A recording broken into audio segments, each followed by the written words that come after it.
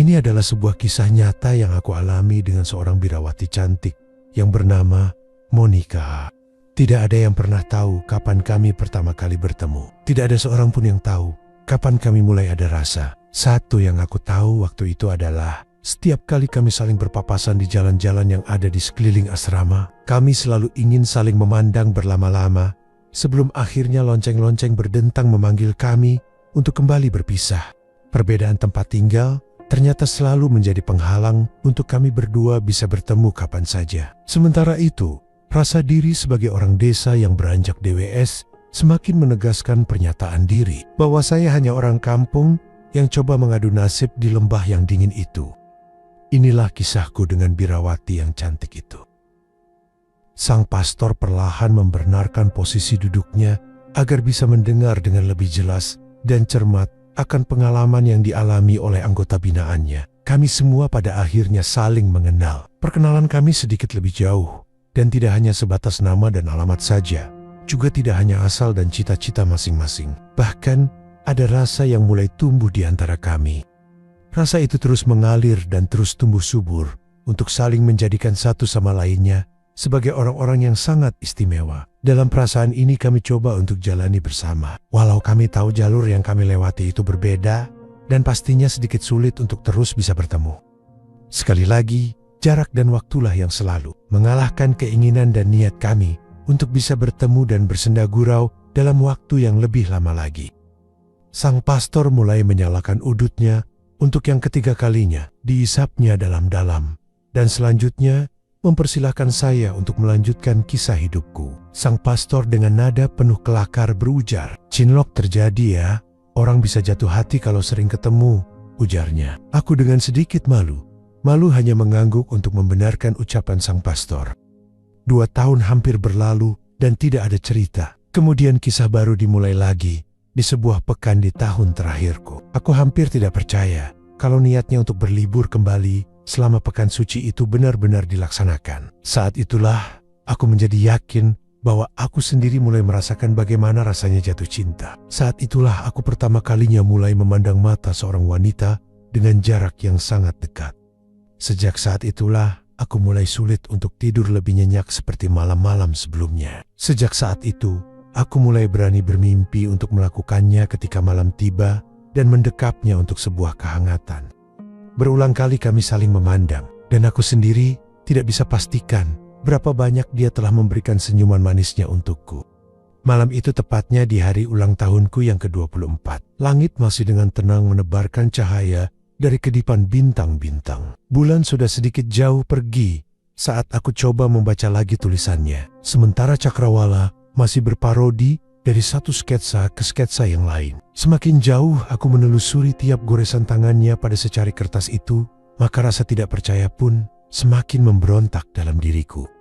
Seluruh jiwa dan ragaku tiba-tiba menjadi dingin dan butiran-butiran keringat dingin mulai jatuh satu persatu melewati garis wajahku. Tepat di tengah malam sebelum hari berarak pergi dan segera akan berganti hari baru, aku memberanikan diri menulis pada sebuah lembaran putih yang aku pungut dari laci mejaku.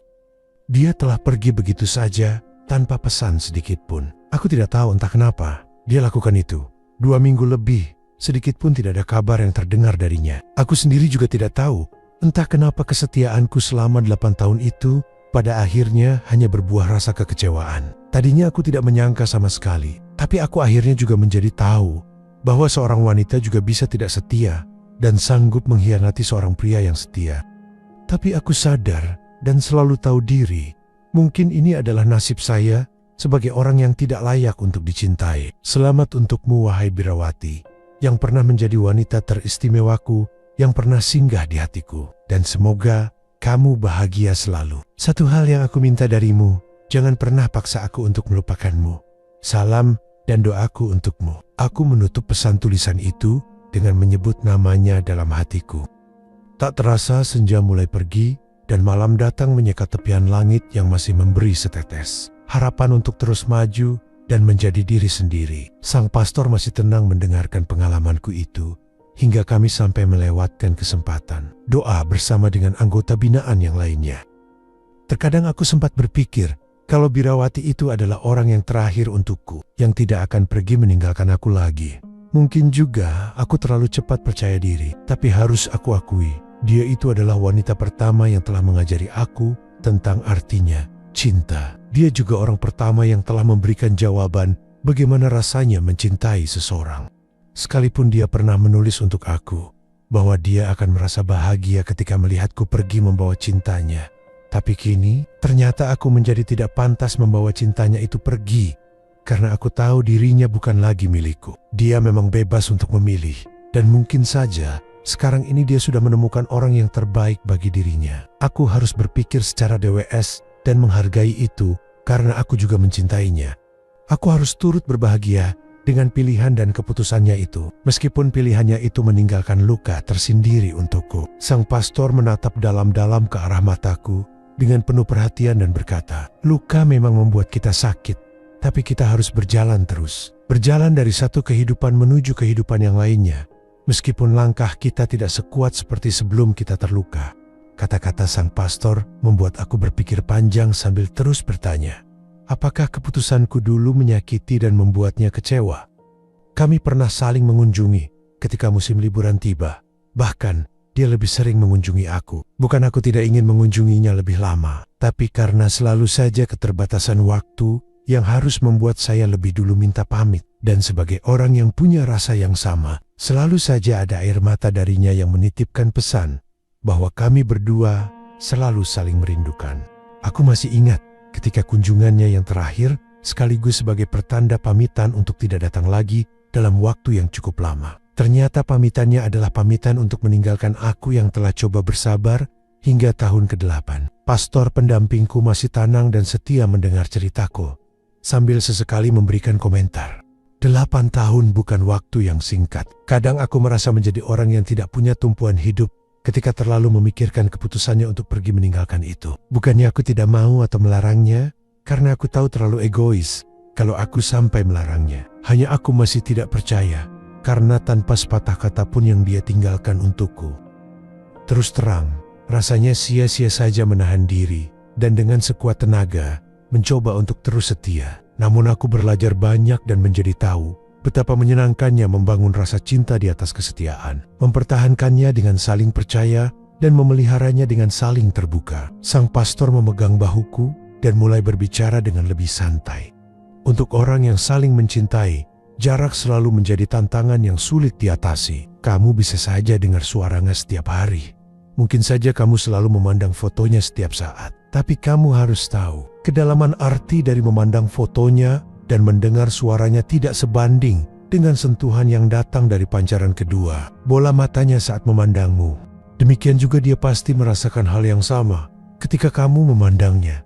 Apalagi jarak pandang kalian menjadi sangat dekat. Begitu kuatnya rasa cinta yang kalian berdua miliki, kadang-kadang bisa terjadi pada saat yang sama, yaitu di saat kalian saling sangat merindukan. Merindukan kesempatan yang pernah ada, mungkin di pantai, di pelabuhan, di sebuah warung makan, atau waktu menghadiri sebuah pesta. Sambil mengangguk pelan, pastor melanjutkan ucapannya. Mungkin juga dalam sebuah perjalanan baik, dengan sepeda motor atau dengan bus. Begitu kuatnya perasaan kalian bisa juga membuat kamu seperti orang yang sudah mulai gila. Senyum-senyum sendiri, tertawa sendiri. Sambil mendengarkan petuah dari pastor itu, dalam hati kecilku aku berujar, benar juga apa yang disampaikannya itu. Ternyata, beliau mungkin juga punya banyak pengalaman yang sama dengan apa yang aku alami. Sambil merapikan buku-buku di atas mejanya, sang pastor melanjutkan, sebagai manusia biasa yang memiliki banyak kelemahan dan kekurangan, kita tidak bisa bersembunyi dari perasaan kita sendiri. Adalah kurang bijak kalau kita menipu diri dan perasaan kita sendiri ketika kita tertarik dan mungkin saja punya perasaan istimewa dengan orang lain. Ya, katakan saja kita jatuh cinta kepadanya.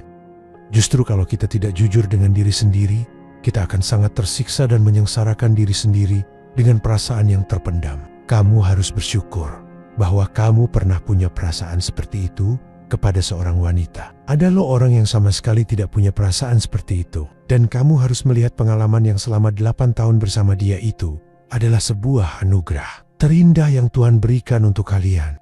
Saya percaya sempat putus asa adalah hal yang wajar. Tapi kalau sampai bertindak yang bisa mencelakakan diri sendiri bukanlah sebuah bukti pertanggungjawaban terhadap diri sendiri.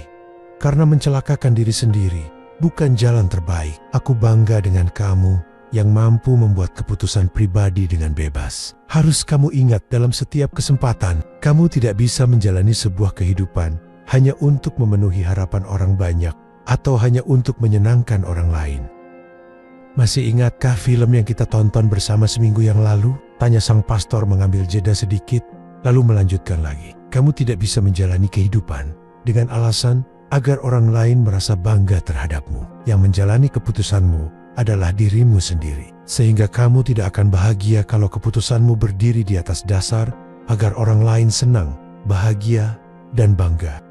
Jikalau kamu memaksakan diri sendiri, maka yang terjadi adalah kehidupanmu merupakan perjalanan untuk menyiksa diri sendiri dan bukannya mendatangkan kebahagiaan. Aku akan selalu berdoa untukmu.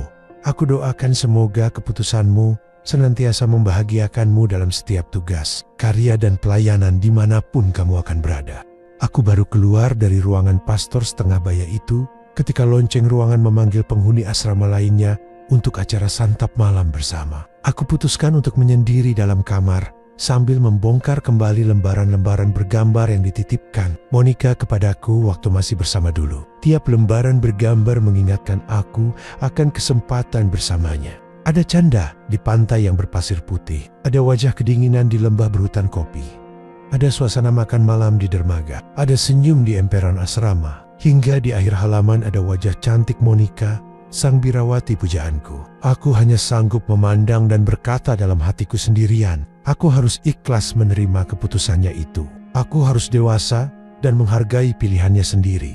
Aku harus memberi kebebasan kepadanya untuk berjalan dengan keputusannya sendiri. Aku tidak bisa memaksanya untuk berjalan pada dua jalur sekaligus dalam waktu yang sama. Aku masih sabar memandang satu persatu foto-fotonya. Pada lembaran yang mulai terlipat, aku coba untuk memperbaikinya sedapat mungkin. Tepat di halaman-halaman yang mulai berdebu itu, aku dengan tenang membersihkannya sehingga kelihatan seperti baru kembali. Ada beberapa lembar yang sudah terlepas dari albumnya. Setelah menutup lembaran-lembaran wajah gadis pertamaku itu, aku berujar pelan, aku memang bukan lagi wajah yang kamu butuhkan, Monica. Tetapi saat kamu membutuhkannya, aku akan selalu hadir dalam pikiranmu dan senantiasa ada dalam hatimu.